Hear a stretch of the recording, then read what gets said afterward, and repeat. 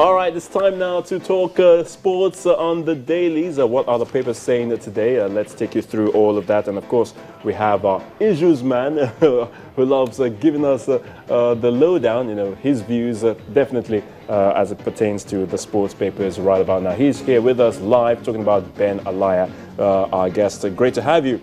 Yes, Barca de Salah. Barca de Salah. Barca de Salah. Not Barca de Salah. No, Barca de Salah.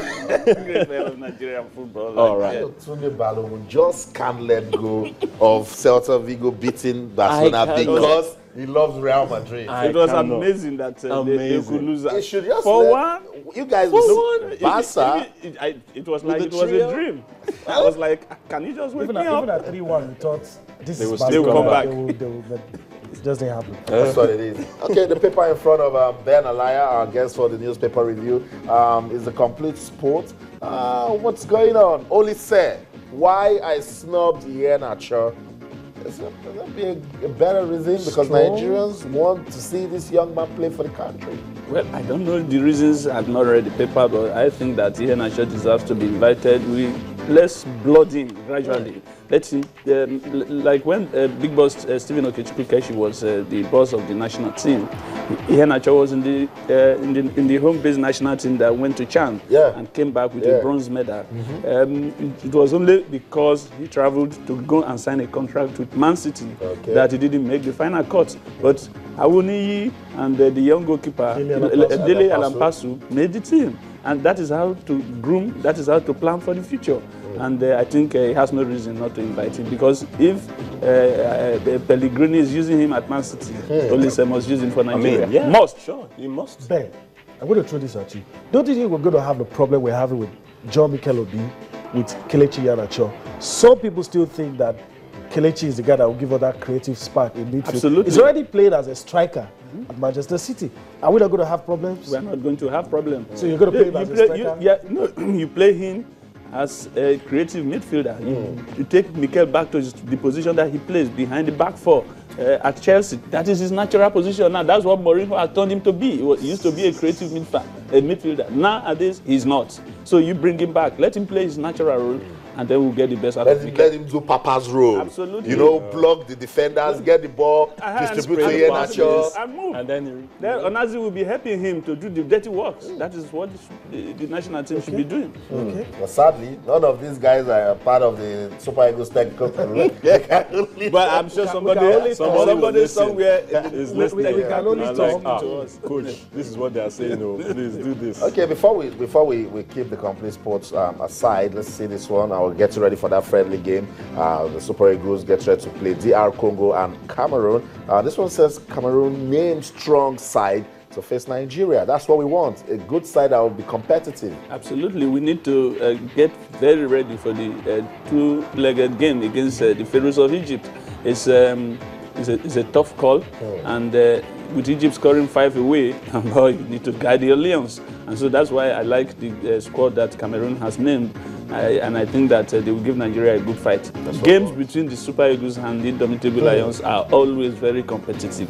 Whether it is the home-based squad, whether it is like a regional, a cup final, anytime. And so you're saying we're going to read a lot of meaning into that? Absolutely. Cameroon is a good side any day, especially when they are playing against the Super Eagles. And their team, and the Indomitable Lions of Cameroon, they also need to win the confidence of the fans. So any game they play now, they're taking it all seriousness. They want to win. So we must be serious with it too. Yeah. Okay. Sporting Life. I wanted to avoid this, but I don't have a choice. Sporting Life today, Friday edition. Mourinho roars. Mikel is amazing. We just spoke about Mikel. Salute Nigerian overall in Walsall's defeat. I'm taking a deep breath. I'm taking a deep breath. Amazing. Oh my God. Are we seeing the same thing? Ben, are we seeing the same thing? Well, Mikel has always been a good player. Anyhow, It's always been. has always been But never met up with our expectations. Yes, because most times maybe we play him in the wrong positions. That Mourinho chooses to play him. He's now very tall and big, and he rarely scores, but he helps the defense. And if Mourinho is regarded as one of the best coaches ever in the world, And he's saying that, I think. And they'll now keep our player on the bench. I don't understand. And play Barbara Brava. Barbara, man. I don't understand. I don't think it's right. If Mourinho is talking good of him, we should play him. All right, Ben, I know you know this guy, probably in your days in the Super Eagles, you know him and you know how to lead me into the comments that you make. Super Eagles left back, Ederson Echejile, is confident Nigeria will qualify for the 2017 Nations Cup. How do you take those comments?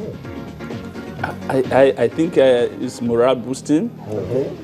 Coming from a player of his caliber, and he plays now and then for Monaco. I think it's a good call. It should be a psychological boost to the team when the team plays the friendlies and of course the double header against Egypt. But like they said, talk is cheap. The players need to go down to the pitch and do the needful. Yeah. All right, let's focus on Sports Day, Ben.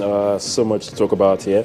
Friday edition. The big one, Igalo's goals amaze EPL pundits as Watford star ranks among top scorers. We've been saying it before. We've said it over and over again. Every Friday I come here, I shout his name. It's like, hey, why is he on this case? Now the guy has even proven to EPL pundit that is good. Scoring 3 goals in 2 matches. How many Nigerians have done it except maybe Musa Ahmed? And so there is need to include him. And thank God Olise has included him in the team that will play the friendlies in Belgium. I'm happy for him. I'm amazed at the way he's going.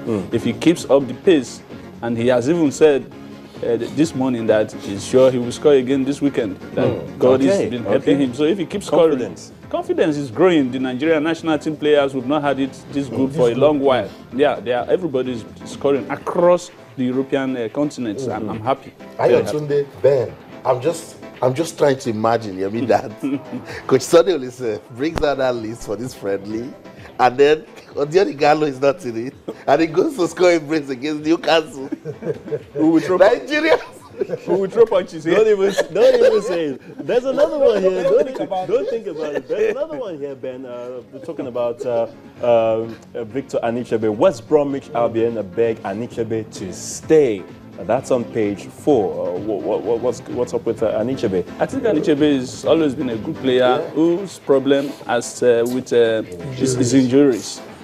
So they know his quality. We also know his qualities. I think one of the injuries that he copped was when he came to play for Nigeria, and then he went back with an injury and left.